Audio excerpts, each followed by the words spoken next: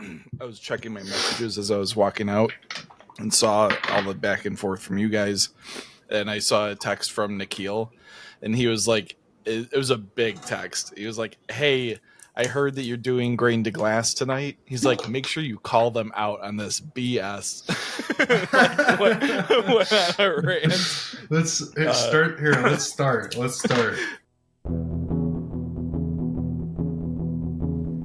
podcast about bourbon and the ones who drink it. This is Bourbon Matters.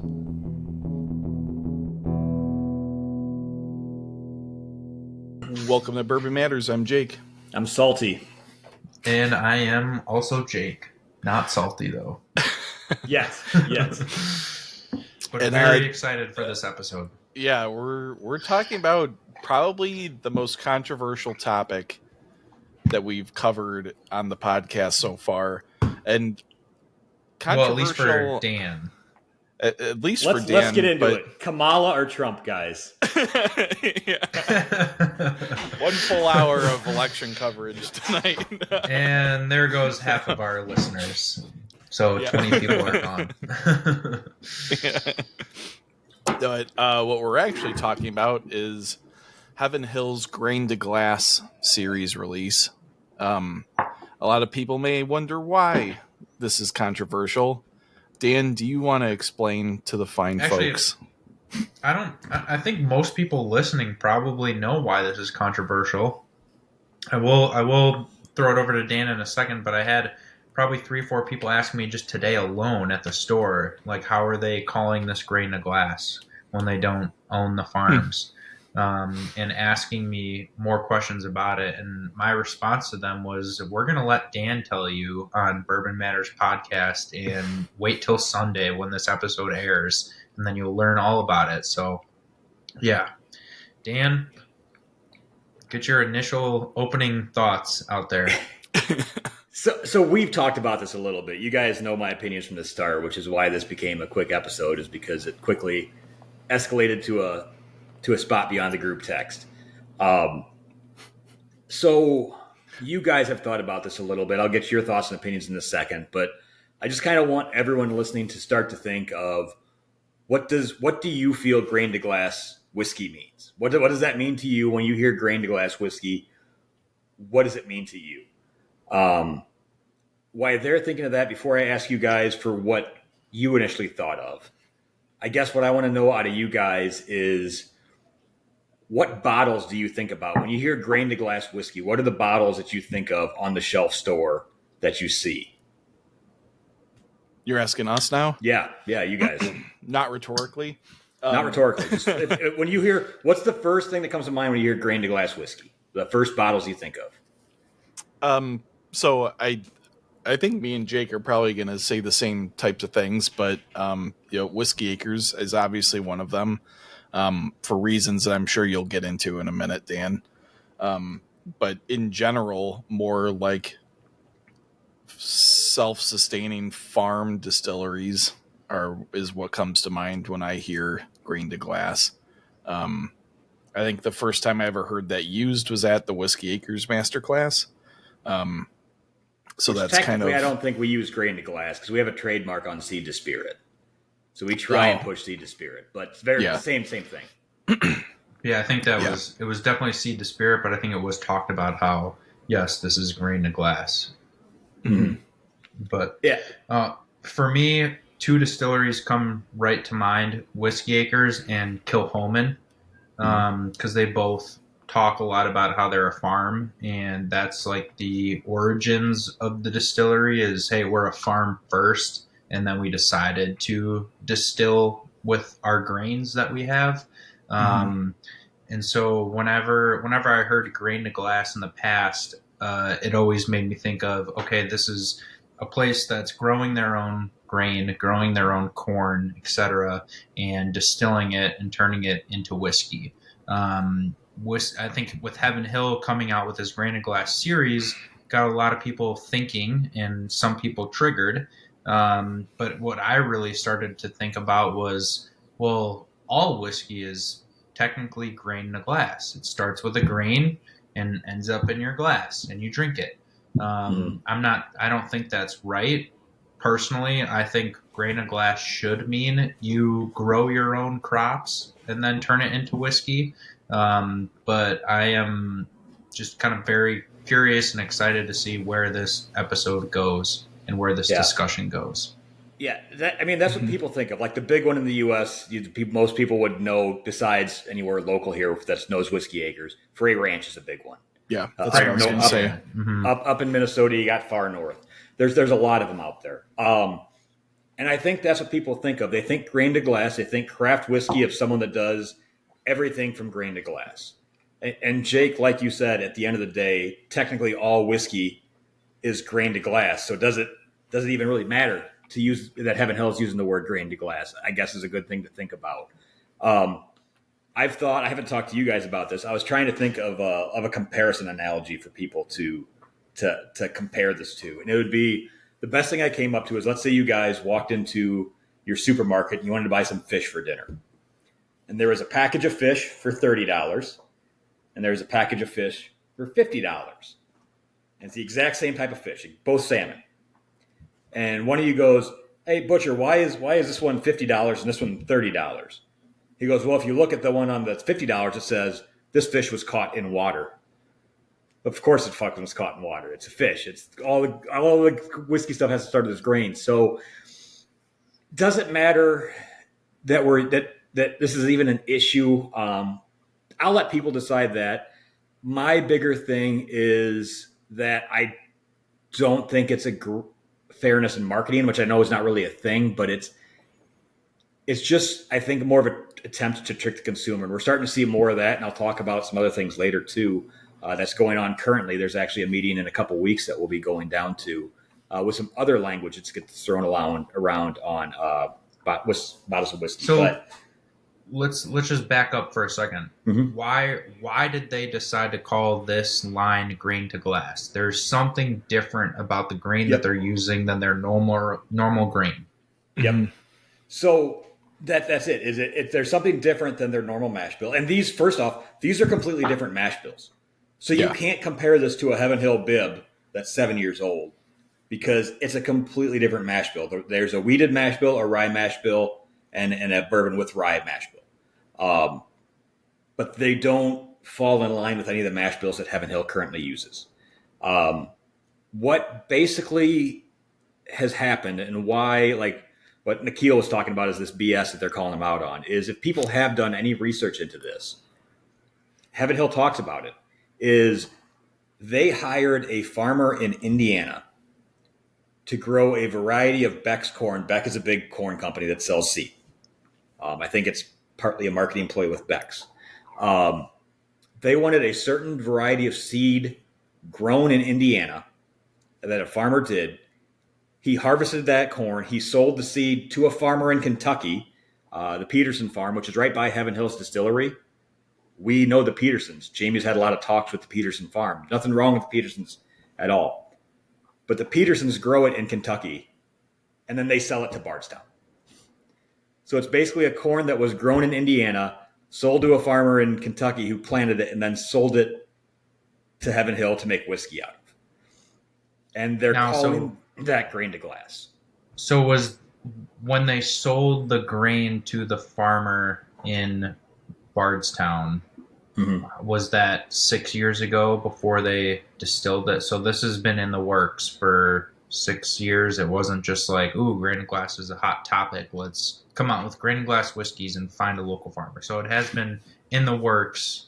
Yeah, and let's not call the Petersons a local farm. They are a massive farming operation. So yeah, either way. So it's been in the works. I'm just trying to, like, I didn't really do a ton of research because I know you did a whole lot, and I'm also trying to put my mind in the listener who doesn't know anything situation, and trying to figure this out too. So they got they picked their corn varietals. They took it to the Petersons, which are not local but close by. And the Petersons are basically across the street from the distillery. So the Petersons grew this corn for 6 years, and Heaven Hill had this in the plans for the last 6 years. Like, they knew this was coming before they planted the corn. Okay. At least that's what they're saying. Yeah. It's like the issue I have on this first part of things is any distillery, especially the big distilleries, definitely mid-sized distilleries, and even a lot of your small distilleries, you're going to have a good relationship with the farm that you're buying your grain from. Even like Rush Creek buys it from a local farmer up in northern Illinois. You want to have a good relationship, and you're probably directing them on what you want for your whiskey. Now, farmers are going to plant corn where they can, normally what they can get the most yield out of their land for. The more corn you can get off of the same size land, the more money they make. That's what they're shooting for. So some people will just buy whatever corn they can get.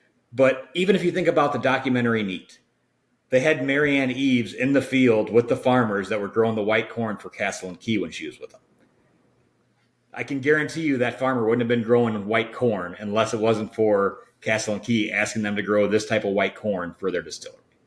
So as a big distillery, you're going to have direct input with your farmer, and they're going to charge you more for it because you're going to, if you're recommending something different than they would normally plan to get their max yield, they're going to lose money, so they need to recoup it by charging you more.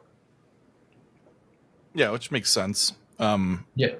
I think the question I have that I haven't been able to really find an answer to, I'm hoping maybe you did, Dan, is 100% of the corn used in these that Beck's corn seed? Yes, this from what I've understood is it's 100% of this variety.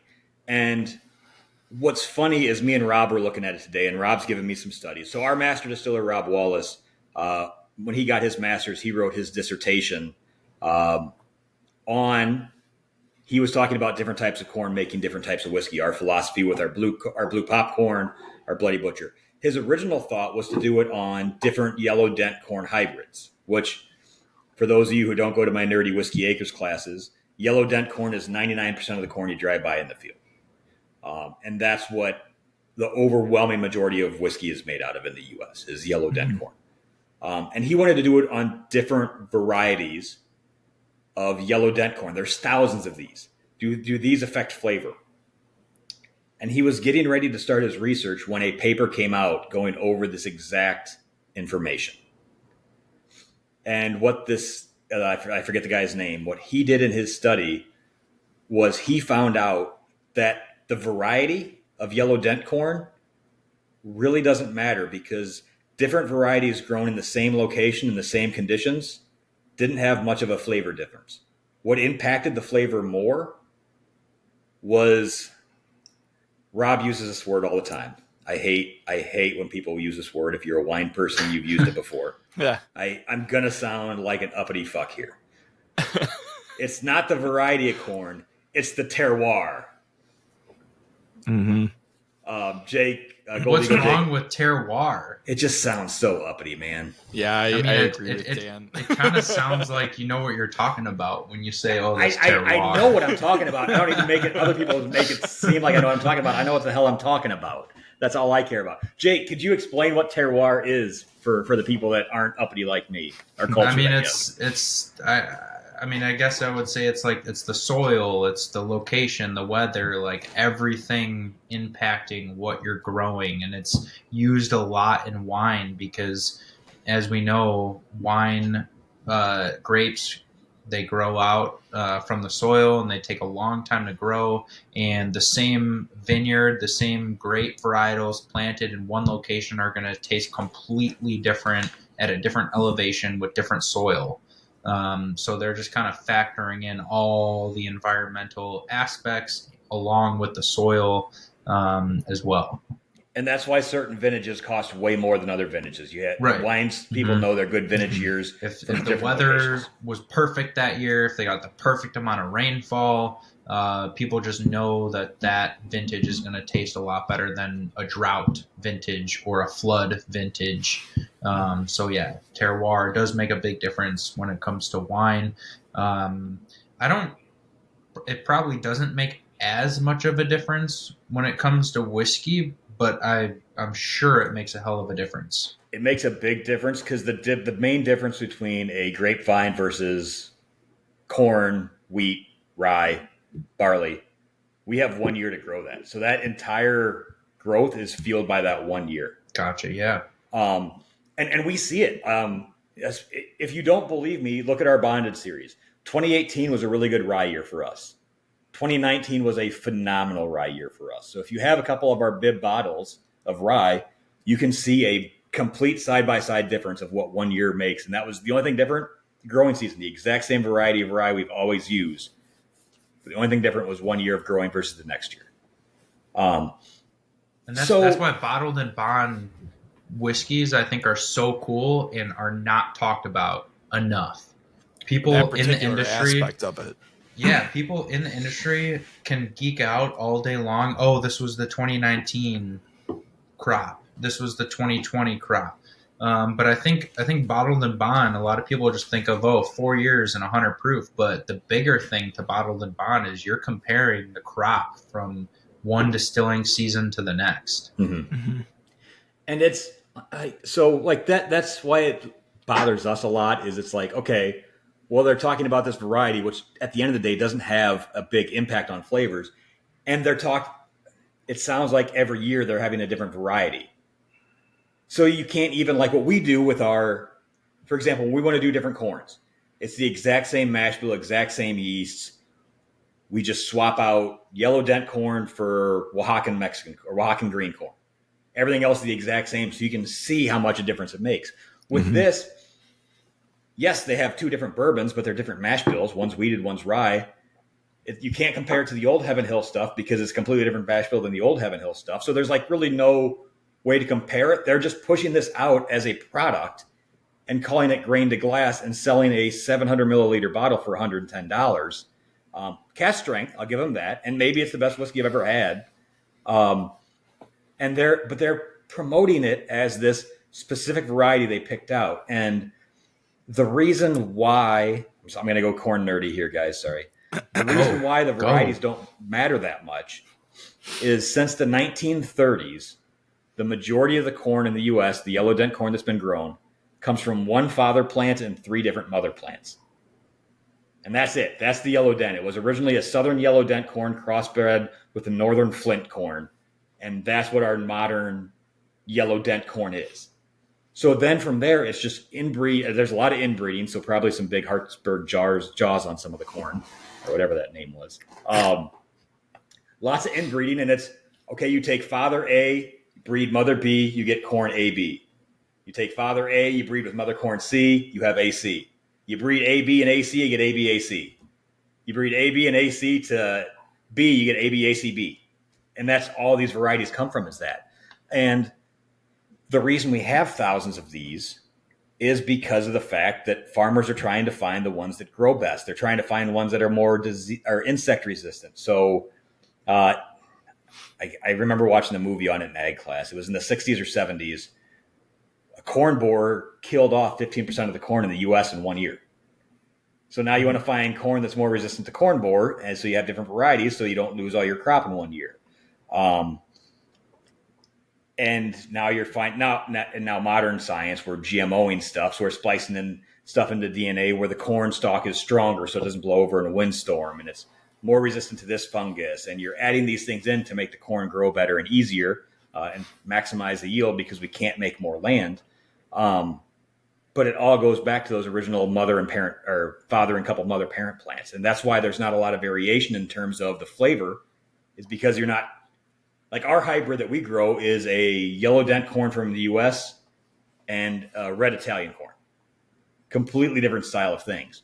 Where these were similar from the beginning and they just kept on crossbreeding each other. And that's why the variety really doesn't matter nearly as much as the terroir matters in terms of distilling. Yeah, so thanks for that excellent lesson. If everyone's still awake after that, I mean, I'll be completely honest. I thought that was amazing. Like, thank you. I'm not joking. Like, that was good. I am joking. And I'm not. I think what I took from that is we should pay a lot more attention to the corn and what's being done behind the scenes before the distillation even happens, And I'm going to go on record to say I believe this is going to be a much bigger topic in years to come. I think people will talk more about the corn. I think people will care more about where their corn came from. And I think it's going to add a whole nother layer or aspect to American whiskey to kind of dive deeper into the grains versus just what's in my glass. Right. Yeah. And one thing I don't want to get lost in the shuffle if you're a big whiskey person. There are a couple things that you can see about corn that does make a difference, even if it is a yellow dent or something else. So 2 things that we've seen on labels are heritage corn and heirloom corn. Mm-hmm. So heritage corn usually refers to anything before, I think, the 40s maybe. Don't quote me on that, but I know it's like way back a while ago, almost 100 years ago, before all of the main varieties of yellow dent were set up. So you're going to have more variation there because it wasn't this southern yellow dent and northern Flint. So you'll have some differences there. And then when you talk about heirloom corns, that's the white corns, the blue corns, the blue popcorns, the bloody butchers. The reason why those are going to be especially different is those are based off of the old seeds, and it's just continually propagating off of those old seeds. You're not getting the time and effort putting into maximizing the efficiency. Like our bloody butcher stalks grow 12 feet tall in the field. That's not good when a big windstorm comes because it's going to knock it over. You're going to lose a lot of your yield. So heritage and heirloom kind of fall outside of this, but this isn't anything that Heaven Hill's doing with this grain to glass. This is something that they thought would grow well in Kentucky and better in Kentucky. But at the end of the day, it's a yellow dent that doesn't make any of impact on flavor. You're going to get more flavor difference from year to year if they were continuing to do the same variety. You would taste differences year to year versus different varieties. So that's what we're upset about. I guess. I mean, you can call it whatever you want, but it's the people that you normally think about using these are the small distilleries that are doing everything from grain to glass. And now you have one of the biggest distilleries the biggest distiller in the U.S. putting out a product that is very, very expensive, calling it grain to glass, and basically undervaluing what the small crafts are doing that do everything from start to finish. I definitely think it is undervaluing small brands. And if I was a small brand, that's what would upset me for sure. But so why were they, why did they call this grain to glass? I know we kind of went over some of that, but then what's going on in Kentucky next month where you said some people from Whiskey Acres are going down and there's a meeting to discuss what grain to glass should be. I don't know why they decided to call it grain to glass. Probably buzzword marketing would be my guess. Okay. Yeah. I think that's fair to agree on that it's definitely buzzword marketing. The other thing in this is also something that we've heard of before, which is estate distilling. Estate distilled. We've seen that on bottles. Gold Eagle, Jake, I know you're bigger into wine than Jake are. What is estate? Do you know what estate wineries are, or what defines an estate you winery? own your own vineyards. A lot of the big wineries will source grapes from random or other wineries just because they don't. Grapes take 25 years to grow. Vines take 25 years to grow. So it's not like whiskey where it might take 5 to 8 years to distill and then age. Like this is a long time in the works and the planning to come up with wine. So as these wineries grow and they use up all the vines that they have, they need to reach out to other wineries and buy land, or they don't buy land, they just buy the grapes. Mm-hmm. So there's plenty of vineyards out there that are just growing vines, just growing grapes, and they're just all they do is they don't make wine, they just sell to big name wineries. Mm-hmm. So a lot of times these big name wineries will put out certain releases that are estate grown, estate wines, and they cost a hell of a lot more than just their everyday wines, and people are willing to pay. And the reason you know that is because there is a firm definition on what estate wine is. There's a firm definition, and there's a huge demand for estate grown. Mm-hmm. Like if your biggest name, if Caymus was like, all right, this is our Caymus estate grown, people would pay thousands of dollars for a bottle of that. Mm-hmm. There's no definition in whiskey for right now, and that's what we're working on. It's because, like, I know we talked about this a long time ago, Jake. I don't even know if Cold Eagle Jake was on the show at the time, where Bardstown is considered they consider themselves estate distilleries. Our Bardstown Distillery is considered an estate distillery. Are they still, and why? Because they grow some of their own grain. Some is the key word. Yeah, some. And probably less. It's less than 1%. Yeah, and that's what we're worried about. So we're going down to the University of Kentucky is working on this. So you would think that's a good thing. It sounds like it's an independent source working on defining this role. The University of Kentucky has the James Beam Research Facility for whiskey inside of it. So we're already a little worried because of that. And then one of the founding members of this is from a high-up board member at Maker's Mark, which Jim Beam and Makers aren't normally what you'd think of when you think of estate distilleries. We're trying to set a definition of what... Oh, go ahead, sorry. Well, I was actually on my list was to ask you what you think of Maker's Mark, because they don't claim grain to glass. They don't claim estate distilled.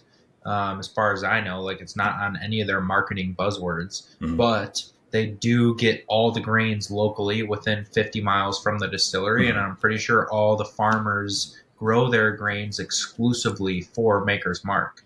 Right. So, and that's the thing, is what is going to be defined as estate. So right. We have our definition. What the smaller guys like us, the Frey ranches, the people that are actually doing this on ground that we own, and we're doing everything. And you're actually growing the grain. It's not like, right. It's not a farmer that you've contracted. All right, you're only going to give to us. Even if you did own the land, like, it's you guys that are farming, you guys that are growing everything. See, and a good example, we all, besides trademarks of Seed to Spirit, we also have estate grown, estate distilled as a trademark that we own. And then we also have farm crafted as a trademark that we own. So all three of those things are on all of our bottles. A close example, Rush Creek gets all their grain locally. A lot of craft distilleries in the area, in the Midwest, get their grains locally. But Rush Creek doesn't say estate distilled. We grow it. We call ourselves estate distilled, estate grown. And regardless of whatever happens, we'll still have that. But I feel that something could diminish that. And what we're trying to propose is that a certain percentage of the grain in the whiskey has to be grown on land that you own, and has to be distilled on land that you own. We're not saying 100% like wine, just because of the nature of whiskey. So whiskey, you're going to need your main grain. So bourbon, you're going to need corn. You're going to need your flavor grain, which is either going to be wheat or rye, and you're going to need barley. The problem why we're not saying 100% is if you're anywhere too much farther south than us, you're not going to be able to grow good barley or good rye.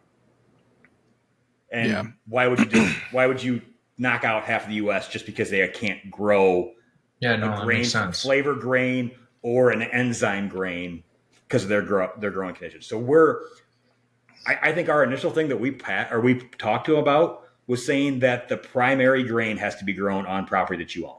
Yeah, so that's what I would say. Bourbon, 100% of your primary grain should be grown on property. Right. That you own and distilled on property that you own. Yeah. One of the other definitions that they're floating around is that you have to use grain that's grown within 200 to 400 miles of your distillery to be called estate distilled. Yeah, Now, why do you say 200 to 400 miles? Well, let's say you're in southern Kentucky and you need barley and you get it from someone up in Wisconsin or someone up north a ways. You need a wide radius to get there. But then you can also source all your other grains from anybody within that radius, right? Exactly. So these are things we're concerned about. We're concerned about the Bardstown thing of, okay, let's say you have let's say Bardstown owns 100 acres and they combine that. 100 acres will get you, it's going to sound like a lot, but for Bardstown, not much. You'd probably get a couple hundred barrels out of 100 acres. Not bad, but when you're producing, a couple thousand barrels a day, 100's not much. And let's say you put one barrel in a blend, of 1,000 barrels. 1/1000th is stuff that was estate grown, so we can call this estate distilled or estate distilled. The other thing is with makers, Mark. They have on their grounds, they have wheat test plots where they're trying different varieties of wheat and different things with wheat to grow. They're like 5-foot swaths by 100 or 200 feet. If they combine that, that would make about 1 barrel at 15% wheat of whiskey. Same thing. If they combined, they grew it on their property, they distilled it. If they put that in a blend, can they call that estate distilled now? So we're concerned just the fact that there's a lot of big names involved in this, that that estate grown, estate distilled, whatever you're going to call it, is going to be diminished. It's the exact same thing as grain to glass. And then again, why does it matter if everyone can put it on a bottle? What makes that special? And you're just taking away some of these things that make. Obviously, I'm biased because I'm from a farm distillery, but you're going to take away things from a lot of small craft distilleries that make them completely different and unique compared to the big boys. Yeah. Let the big boys do what they do, which is produce good tasting whiskey at high volumes as quickly as possible. But don't let them step all over just to do the bare minimum to meet a requirement to put something that's a buzzword on whiskey that's drawing away from us. And that's our big concern with both the estate side of things as well as the grain to glass. I think August 22nd is when Jamie and Rob are heading down to Kentucky to be part of that, which I'm sure is going to be just a fun time. So, but yeah, I think we're all in agreement on all of that. I do think grain to glass, if it's going to be more than just marketing buzzwords, I think should indicate the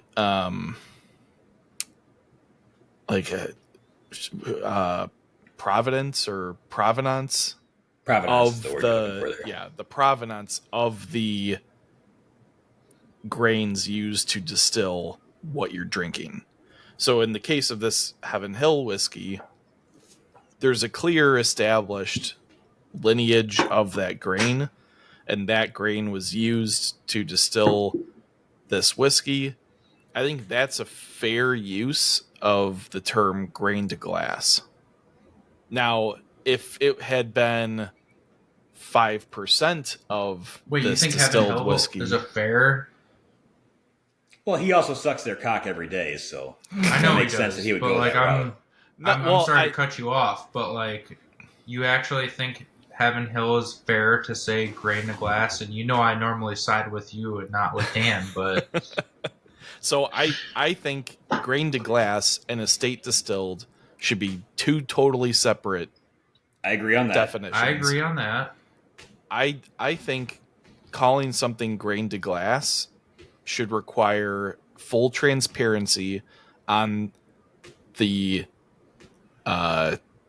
for lack of a better word, provenance of the grains that are used to distill that product, and it should be 100% of the grains used to distill that product. 100% of the grains. So in these things, they only use the corn. So everything else, the 35% rye in the one mash bill is not their own rye. So right. So I think that with I'm going to an extreme, but I think that's worth it to have 100% of the grain accounted for in something that you're going to label grain to glass. So this Heaven Hill whiskey, under my definition, should not qualify. Okay.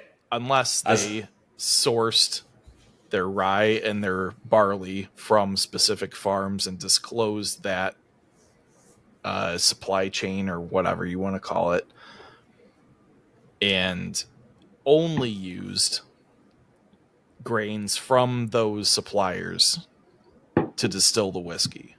I think that is a fair use of the term grain to glass.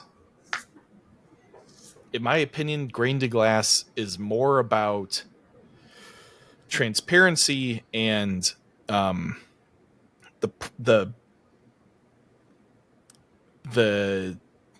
I fucking hate that word, provenance of the grains you're using to distill the whiskey.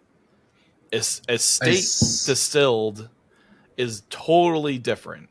I would even go harder and say estate distilled has everything needs to be grown on the estate and distilled. The reason I don't agree estate. on that is because you rule out a lot of distilleries just because they're not in the right conditions to grow certain crops, and they're not crops that make a massive difference on the flavor.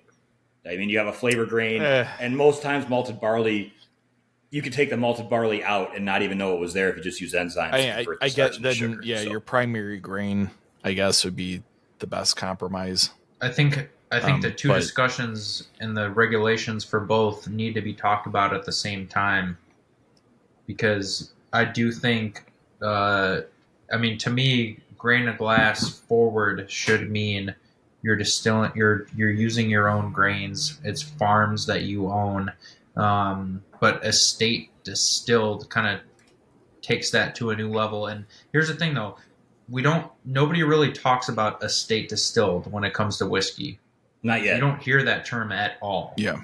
So that's a wine term. Because technically Whiskey Acres, Frey Ranch, Kilchoman farm distilleries that we know are estate distilled. They're using all their own grains to make the whiskey. But I think estate distilled and grain to glass, hopefully on August 22nd, when they all get together down there, both of those terms are discussed, and I think it'd be a lot easier to set definitions for both of those at the same time rather than just setting definitions for one and not the other. Yeah, but unfortunately, it's just the one. I disagree about what you said about grain to glass, that the grain should come from farms that are owned by the distillery. I'm not saying it should, but I'm saying when I think of grain to glass, up until Heaven Hill came out with these, I thought, grain to glass, like this distillery is growing all their own grains and then distilling it. Yeah. But there is no definition. I think it should kind of be like concentric circles. Like you have bourbon distilleries, and then within that you have grain to glass, which is a distillery that sources and discloses with transparency how they obtain their grains. And then even within that is estate distilled, which is all on site, totally grown, totally distilled. Jake had a good idea on the podcast. Well done. Only taking, what is this, episode like 150? You finally hit something on the head. I like that. But I think that's kind of how, in my mind, I structure it. I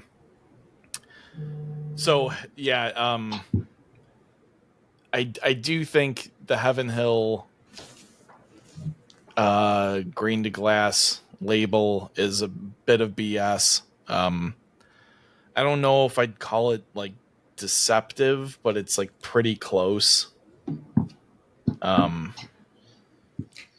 I mean, it's not like they're trying to deceive anybody. I don't think. I just think they're capitalizing on a playing market. on the buzzwords. It's a buzzword thing. They're capitalizing on a market that only cares about what's new and what's different and what's hard to find. Yeah, and that's part of the thing that's so driving good at that this. too.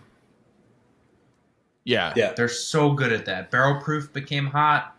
Boom! Elijah Craig Barrel Proof and Larceny Barrel Proof are coming out 3 times a year. Toasted became hot. Boom! Here's Elijah Craig Toasted. Here's Elijah Craig Rye Toasted.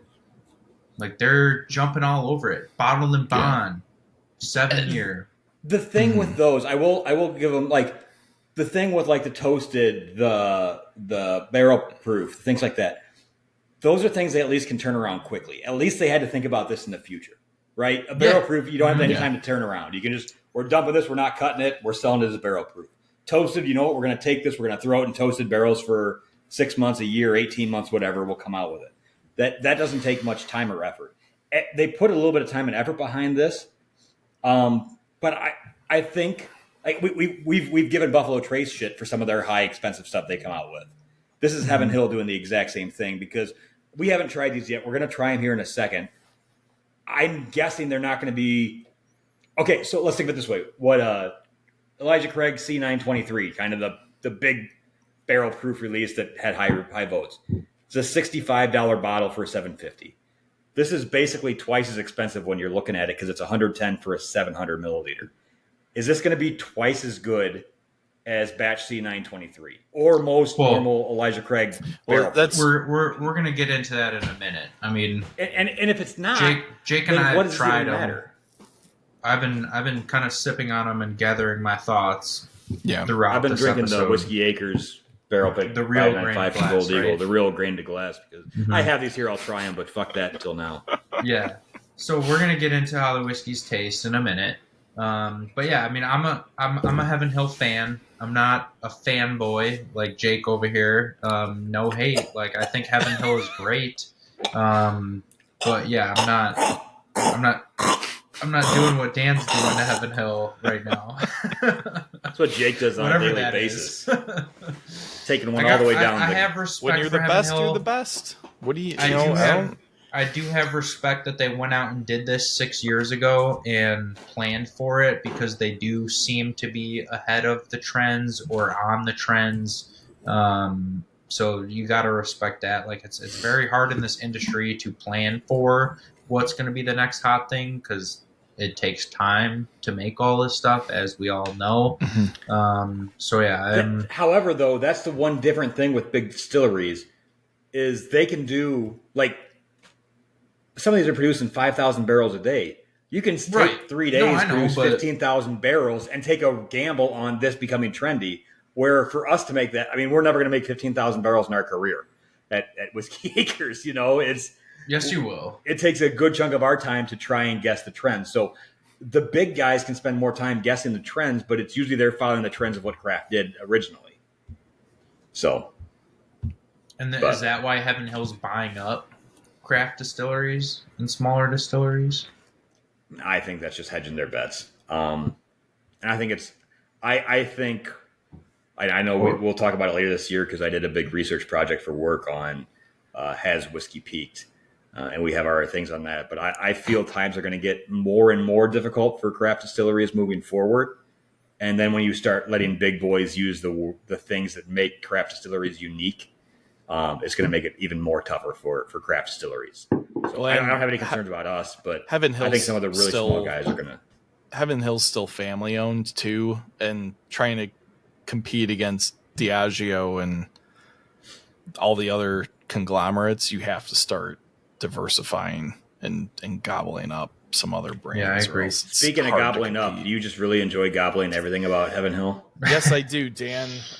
Jesus Christ. Jake, do you want to go first and let us know what you think of these whiskeys? Yeah, no one cares what he says anyways. So the one thing before I jump into that, I'm not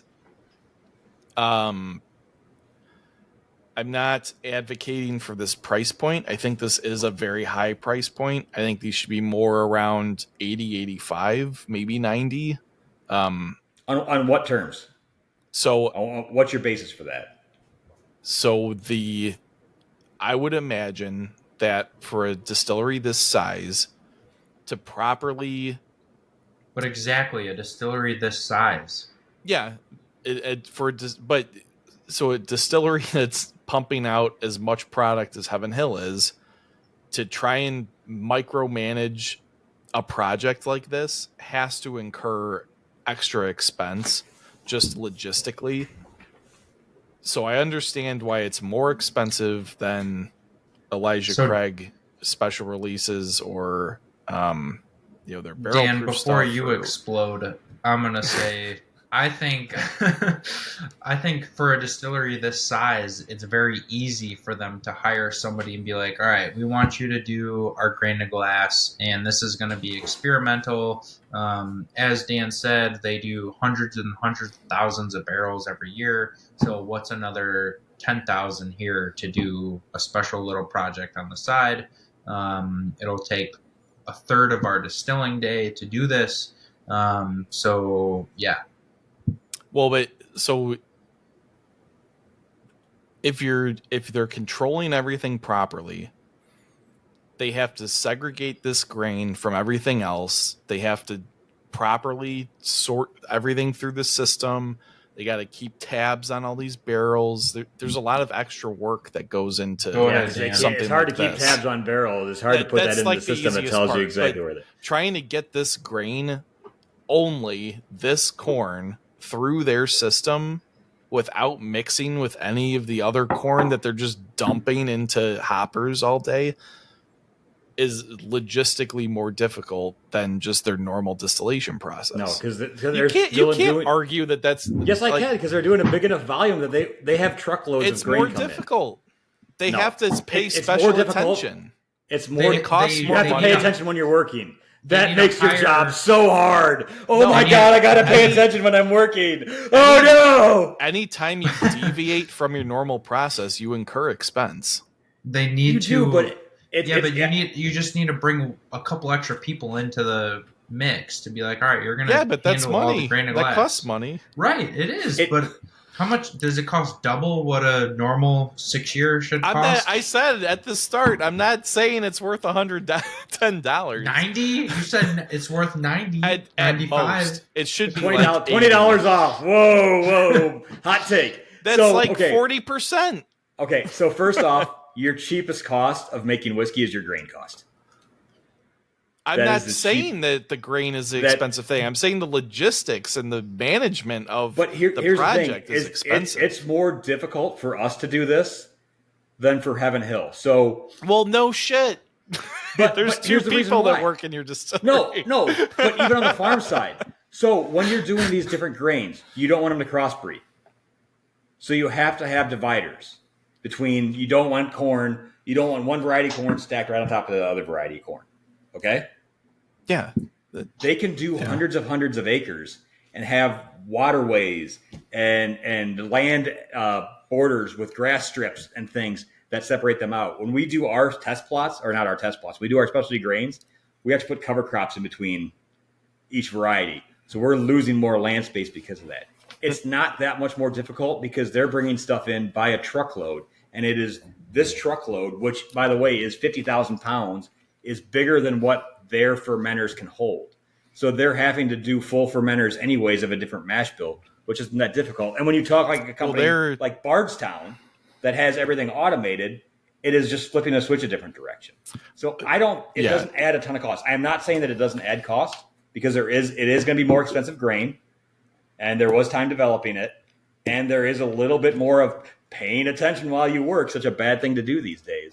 But it's not to the point of this shouldn't be much more expensive than what an Elijah Craig barrel proof is, especially when you consider the age of this compared to the age of a lot of Elijah Craig barrel proofs. And we know age is probably the biggest factor on price. The age is the biggest with cost whiskey. because of your loss over year, and you can't, and you have to keep building taxes, and then your floor space time, right? And that's why they have to keep on spending lots of money to build more rick houses, because you can't just randomly make more floor space. So yeah, that's why I said it should be like $80-$85. I would say Too high. 90 for 90 a 700 at most. milliliter bottle. You're also For a getting way less in the bottle. 6-year. 70. All right. So you know what, Gold Eagle Jake. Next time you get some Elijah Craig barrel proof in, sell it at normal price. It's a sell it to special Jake release. for $85. So is Elijah Craig barrel proof. It's a special Elijah release. Craig is barrel special proof is release. $85. No, it isn't. Yeah, it is. Is it, Jake? It I thought it was in the 60s. has. I mean, it's every time it releases, it goes up a couple bucks. I think it's not okay. 85, but with So tax, they're gouging you more than what Buffalo Trace yeah, raised I their think price. it's Still the greatest $69.99 or $74.99. So with tax, it's getting close to 85, but it's definitely not 85. Tax in but- Illinois. Tax in Yeah, Illinois. It's close to yeah. 85. So, yeah. So, Jake, you're the Heaven Hill fan. Let's take price out of it. What do you think of these whiskeys? How do they taste? What's your favorite? What's your least favorite? If you need more time, let us know. So yeah, I tried these with you at the store last weekend. I'll start with the high rye. Pretty standard high rye. There's a little bit of spice on there. It's a good whiskey. Didn't blow me away. Not that like I was really expecting any of these two. They're not like, this is more about that grain to glass thing than it is about the flavor profile, in my opinion. High rye, pretty basic, pretty standard. The wheated is actually my favorite of the two bourbons. I agree with you on that. Which I agree. If anybody listens to the podcast regularly, they know I am not really a fan of wheated bourbon. This one is excellent. Give Weller blind. Yeah, this is one of the more complex wheated bourbons I've ever tasted.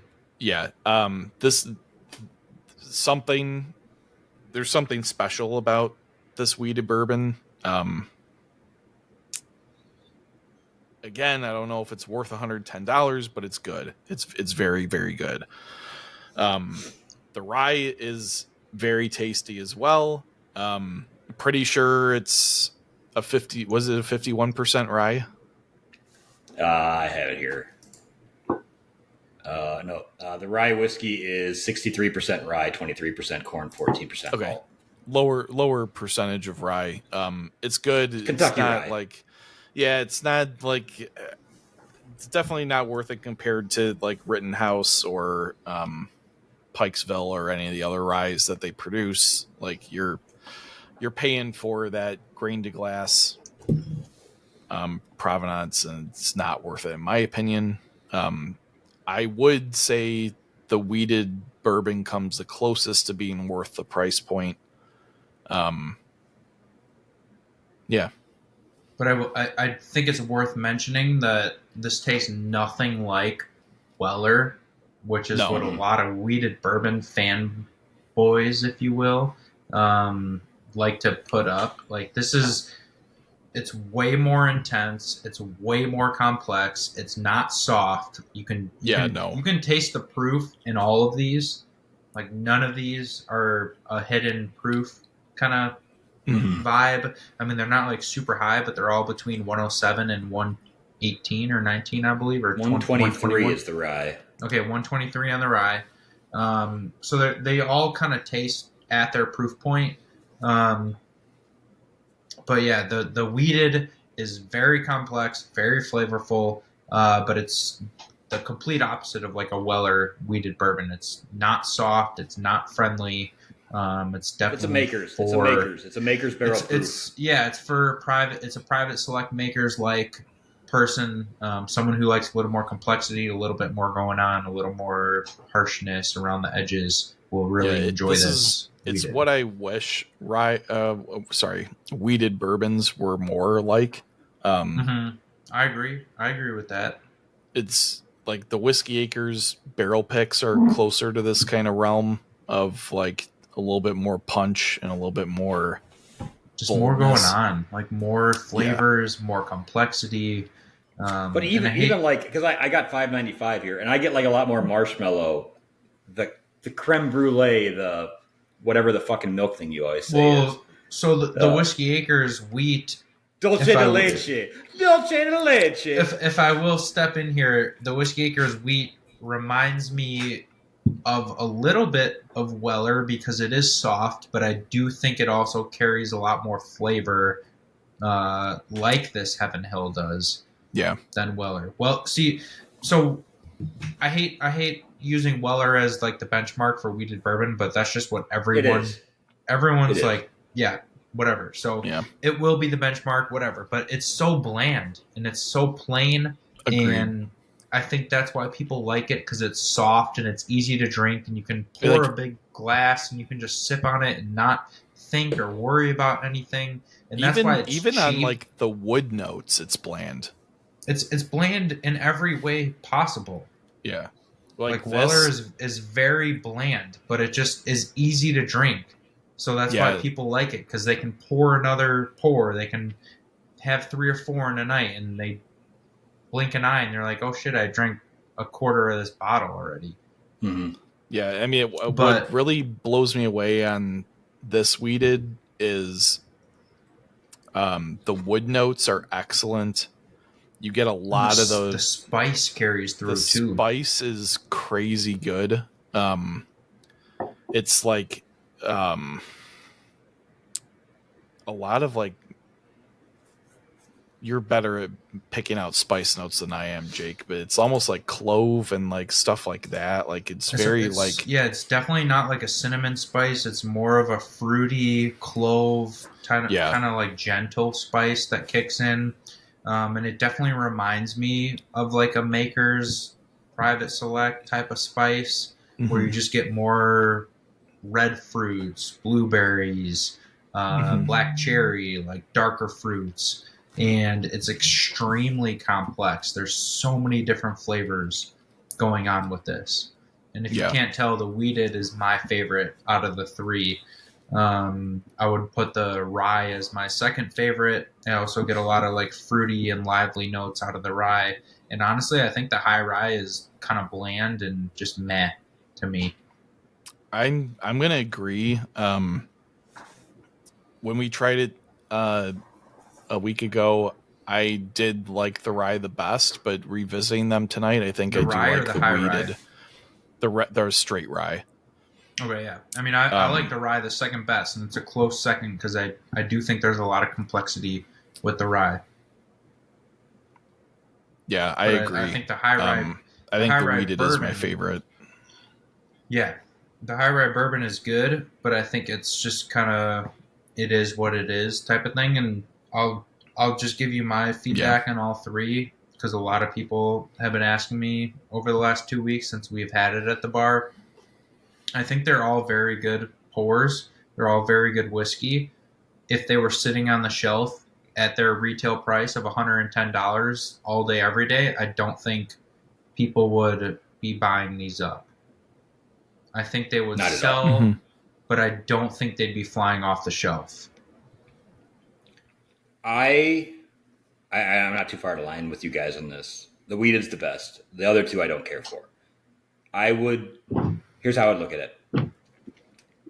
I would probably pay $80 for the Wheated, comparing it to like a Old Elk Wheated barrel pick, which those are probably around $90, right? 110. Is it 110? 100 plus tax. 100. Okay. So I would say this would be an Old Elk Wheated for sure. I know, it's a good benchmark. If you get a good Old Elk Wheated bourbon pick, I think that'll contend with this. I would say that, like the barrel proof high rye bourbon. Like I know people are going to say shocker on this, but give me my James Pepper barrel proof for $55 every single day of the week over this. I wouldn't pay more than $35-$40 for the high rye. Yeah. I'm sorry. That's it's barrel proof, but 700 milliliters. I would pay $40-$45 for maybe the high rye, but I probably wouldn't buy it. I don't like the rye that much either. No one's surprised by that. Yeah, I think the Wheated is the only thing that's really for me worth drinking out of this lineup. I think it's a good Wheated. There's no flaws in it. Except for the fact that they call it grain to glass, even though it has nothing to do with grain to glass. So you actually don't think they're worth drinking? I think the Wheated is worth drinking. The others? The other two, no. If I didn't tell you these were grain to glass and I just said, here's 2 other samples that we're trying, you don't like them? Oh, I think the rye I don't know, Dan. I'm questioning you, Dan. He's so biased. I made a good comparison on the Wheated. You did a good comparison, but look at your name, Salty Dan.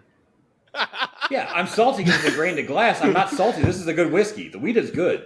I don't like the other two. I'm also salty because the grain to glass thing, but I think these are all very good whiskeys. I would rather drink. I would rather take a Great Whiskey Acres barrel pick over any of these 3 from Gold Eagle. Gold Eagle Wine and Spirits. If there was a Great Whiskey Acres pick like the one that you're drinking, which is sold out already, I would take that all day, any day. And the other one's sold out, or no, you still have a couple toasted left. And I think those are gone now. Soon to be a 3rd barrel pick coming. Soon we have a 3rd. Very special, very secret. It's its birthday tomorrow. Or no, Friday's its birthday. Friday's a birthday for that barrel. All right. But anyway, I would drink all 3 of these anytime, any place. I think they're all good whiskeys. Would I pay $110 for them? No, not even the weeded, which I really, really enjoy. What would you pay for the weeded? I think I would reach Jake's $90 mark for the weeded. So I was 80, so we're not too far off on those. Yeah, That would be a I would stretch. say 80, 90. Like if it was $89.99 on the shelf available, I could be like, okay, special occasion. Well, this is gonna make some people really upset, but it's better than Pappy. It's much more flavorful. There's a lot more complexity, a lot more going on. So I would definitely pay $89.99 for this. The other bottles, the high rye bourbon, I'd prefer the Heaven Hill 7-year bottled and bond at $49.99 a bottle than the high rye bourbon. Every day of the week. Yeah. Every day of the week. And the rye, I'd probably pay 60 or 70 for it on a stretch. I mean, it's a really good rye, but there's just so much rye out there right now, and people aren't spending money on rye. So there's a lot of phenomenal bottles of rye just sitting on the shelf that are accessible. To be honest, I'd rather have Rittenhouse over this rye. Damn. I mean, it's a good rye, but like when you can get Rittenhouse for what, like $40? Like, why wouldn't you? See what I love. I was just gonna say I love the fruitiness and liveliness of this rye, which I don't get on Rittenhouse. Like Rittenhouse is one of the best of the best. I mean, it's hands down the best rye under $30. Probably the best rye under $50. That's always on the shelf and available. Yeah. But the fruitiness and liveliness that I get on this rye isn't there in Rittenhouse. Rittenhouse is more of a straight shooter. Just here's a rye whiskey. You know what you're going to get. A lot of spice, a little bit of sweetness. Yeah, that's what I like a little bit more than this. Like, yeah. I like rye to kind of punch you in the gut a little bit. I will say, I tasted a tiny little bit of these at 2 different occasions before this podcast, and every time I tasted them, they grew on me a little bit, so maybe they need a little bit of time to acclimate and adjust to. But I still would not pay $110 if they were on the shelf all day, every day at that price. Yeah. Both the high rye bourbon and the rye whiskey had that chemically solventy flavor I don't like. That's why I didn't like them that much. The big thing from this episode, though, the weeded's good, but don't go spend a ton of money because you think Heaven Hill grew their own grain. This isn't what this is at all. Dude, the high rye is worse and worse as I go back to it again. I stopped drinking it. I'm back to my Whiskey Acres glass. And I just keep thinking like how much I would prefer to have Heaven Hill 7-year bottled and bond in that glass. Yeah. I think that's the big thing is if you want grain to glass, make sure you do your research on these things because there's a lot of buzzwords that are going to be on bottles now. Make sure you're paying attention. We'll keep you informed. I'll once I get more information on what estate distilled's turning into, I'll let you guys know for that. But call your senator, call your congressman. It doesn't matter. This is beyond that. This is whiskey. We need a estate distilling act. Yeah. Well, that's the thing is like we talked about it at work. This is whiskey coming full circle, right? Like the Bottle and Bond Act put truth in labeling on a bottle of whiskey, and now it seems like we're getting away from that again. And that's we're getting to the point where there's any little bit of differentiation can make or break a sale. So, we're getting back into this little wishy-washy kind of area where they're trying to push the limits on stuff. Yeah. But just know if they're a big distillery, as of now, there's no such thing as a massive distillery that's doing true grain to glass, that's true estate distilled. In the current glossary of terms of what you would expect it to mean. Your small craft distilleries more likely are going to have that. So if grain to glass is important to you, there's a bunch. It's not just Whiskey Acres. It's not Freya Ranch. It's not Kilchoman. It's not Far North. There's a bunch out there. The problem is there's a bunch of us little guys that don't have much money. And in any of these things, it's whoever has the money has the say. Make sure you pay attention to it, but this is not a true grain to glass distillery. The weeded bourbon's good. The other ones you can decide on for yourself. I'd recommend to go to Gold Eagle and try. I think they're all worth a try for the pour. What's the cost for a flight or a pour? $15 for a flight to get Yeah. you a taste Go of try 'em each. for a Easily flight. worth trying. You can taste easily. what Heaven Hill's doing. It's a nice thing to see that they're doing different things. I don't know if we'll still have it on Sunday because we're on our last bottles and they're almost about halfway gone. What's been the feedback, Jake? What's been the feedback from people that have had it? Everyone has said the same thing. Like they're all really good whiskeys, but I don't think I would spend $110 if they were all sitting on the shelf. Yeah. Obviously, it's something new and it's something hard to find. So if we got 10 cases of each, I'm sure they would sell out within a second. But that's And they why shouldn't. They shouldn't. they shouldn't. And that's why we like to put it on the bar and let people taste it, especially when it's something we only get like 2 bottles of at a time, and make up your mind before they get mass released, because you know that's what's going to happen. Yeah, It's only a matter of time. Heaven Hill's been And- on that mass release.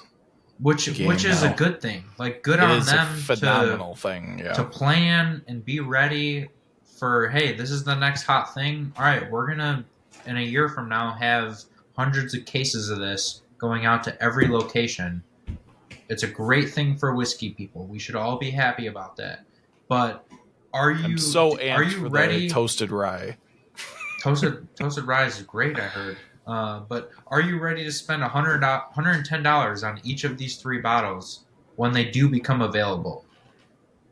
That's why you should come in, get a taste, see what they are, and make up your own mind, besides listening to all the other influencers out there and people like us who really don't know anything. Just kidding. What you should do? Call your local Heaven Hill representative and tell them to price it at $69.99, That's not how it works, Jake. and then it's worth. I have a different plan, and that is go to Gold Eagle, try it, and then leave with a true grain to glass bottle, such as Whiskey Acres. Whiskey Acres. As you can see, it is farm crafted whiskey is right there. That's a trademark. And there's our Seed to Spirit thing is over. I should know our bottles way better than I do. Seed to Spirit's on there. Farm crafted, estate grown, estate distilled. That's all. I things. wouldn't have agreed to this episode if I knew it was just going to be a plug. Hey, you know what?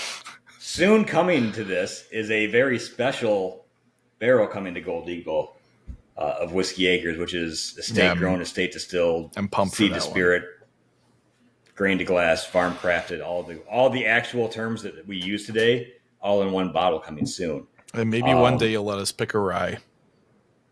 Jake just said ryes don't sell, so why would you want Jake to pick something that's not going to sell? Because I want it. I'm with Jake. I would love to pick a rye. It'll be a little bit for that, just because we don't have to stock for that. We've sold way more rye than we expected to sell. I would love to do it, but I don't want to. Yeah, it'd be a bad business move because don't you worry. I'll keep finding you unique things that I'll earmark for you, and that's all that matters. Because then you can advertise it to something that you have that no one else has, because you know somebody.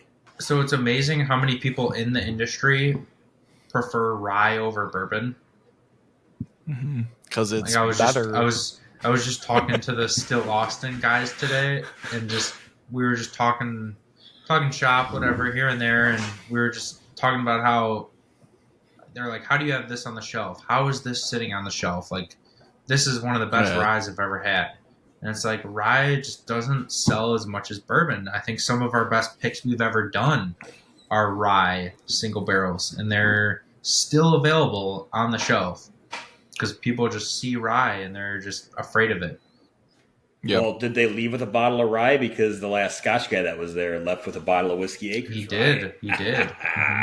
They had a dart out of there today. They were sprinting downtown through 3 hours of traffic. So hard to check out at Gold Eagle. Well, they didn't really get to taste anything, but I just wanted to bring up that we had the discussion of that some of the best bottles out there are rye whiskeys, and people just look right over them because they're like, oh, I don't like rye, I like bourbon. Yeah. Get yourself a Whiskey Acres Bib Rye. and make yourself an old fashioned. Dan, go The ahead. right Tell way. that story. You know you want to. No, Tell it was the the listeners. Tell them. guy from what? God, I feel bad now. McNean Distillery. McNean Distillery which was people there. on here probably haven't heard of. And It was a great tasting. tasting. That's fair because I haven't heard of them before they reached out to do a masterclass. But this is, I think, one of the most cutting edge and futuristic distilleries that is doing great things for our earth and the future of distilling. Yeah. So they're not a farm distillery, but they use all locally sourced organic grains or malt or barley. They're B Corp certified. B Corp certified, probably Energy Star certified if they wanted. They'd be Energy Star certified if they wanted to be. Our master 100% distiller Rob. renewable energy. And So then, are yes, we. continue. So are we. But no, master distiller Rob's a big Scotch guy. When I told him he was going to be at Gold Eagle, he wanted to go right away. So afterwards, it wasn't the distiller; it was their consumer relations guy, He's the head of business development. head of But business he development. lives in Scotland, visits the distillery very often. And after he was done his presentation, he came over to talk to us for a bit. And I stole from Jake's bar a bottle of Bib Rye, a bottle of Blue Popcorn, and a bottle of 7-Year. He liked all three and bought a bottle of Bib Rye when he left to take back to Scotland with him. So, boom, bitches. Go buy your Bib Rye at Gold Eagle. Jake's got some in stock again because he sold out. He's our That's good. Gold Eagle. Gold Eagle, by the way, I found out today, our second best-selling store for an individual store. So Second good on best Gold selling Eagle. store. Yeah, second best-selling store. If looking back from January 2023 till now, you're the That's awesome. second highest. You're way back in second place. Who's Those are But rookie I don't numbers. know if we want to Gotta say pump who's those number numbers one. up. The numbers are good. I mean, it's a great number, but it's just there's We a gotta store. be by far the. Wait, you mean there's one single store? There's one single store that sells a lot more, but it's the closest one to us. Oh yeah, so that makes sense. Yeah, so I'm not going to judge on that, but yeah, I looked up the numbers today, and yeah, you guys doing really well. Cool. We appreciate it. But Let's continue it. Anyways, we'll keep you posted, but hopefully within about 6 to 8 weeks, Jake will have a new Whiskey Acres barrel pick on the shelf. I know we're going to look at possibly dumping it in the next couple weeks after it has its little birthday this week. But Jake, where can they buy this? Where can they come to taste, even though they might be out of grain to glass, where can they come taste at your bar real grain to glass whiskey? Come taste the flight if we still have it of the Heaven Hill Grain to Glass. If at not, Gold you Eagle, have Blue Popcorn, 255 7-Year, and Bib Rye of Whiskey Acres. 255 Peterson Road, Libertyville, Illinois. And yes, we also have better and more official grain to glass whiskeys, Whiskey Acres, Kilchoman. You can come to the bar, taste whatever you want Wednesday through Sunday. Go to our website, goldeaglewine.com. Follow us on Instagram at Gold Eagle Wine, Facebook at Gold Eagle Spirits. See our inventory, shop online. If you want to stay up to date on everything, follow us on our social medias. But we definitely will be getting more of these grain to glass whiskeys and hopefully more for retail sales. So if you do really want one, keep an eye on there. But I would highly suggest coming in to taste before you just blindly spend $110 on a bottle just because it's new and hard to get. Mm-hmm. And Jake, where can people listen to more of our episodes if they enjoyed me talking shit about Heaven Hill on this one, or if they want to leave me comments of why they think that this should be considered grain to glass whiskey? How can they do that? Yeah, so if you're not sick of listening to Dan by the end of this episode, you This is can a good listen Dan to us. episode, by the way. This is probably the best Dan episode of all time. I think this is the most you've ever talked on the podcast in one episode, easily. Probably. Because you're not the only one that knows shit about this subject. So if you want to listen to less of Dan and listen to our back catalog, you can listen to us on Spotify, Apple Podcasts, Google Podcasts, any other podcast platform. You can watch us on Spotify and YouTube. Make sure you leave a comment telling us what you think about grain to glass and estate distilled whiskeys. What do you think the definitions of those should be? Let us know. Yeah, let us know. Do you agree with me and my spot on definition? or do you have some other thoughts? We'd love to hear that. Make sure you like, subscribe, rate us, share with all of your friends. If you're a listener at the Gold Eagle Bar, make sure you tell everybody at the bar that they should be listening to the podcast as well every time you're there. Anything else? I think that's it. Oh, way to wrap it up, Jake. You're doing so good that you just fell off a ledge at the end. Just need the Way to really bring it home at the end here, boy. All right. Jesus. Cheers. Cheers, boys. Cheers.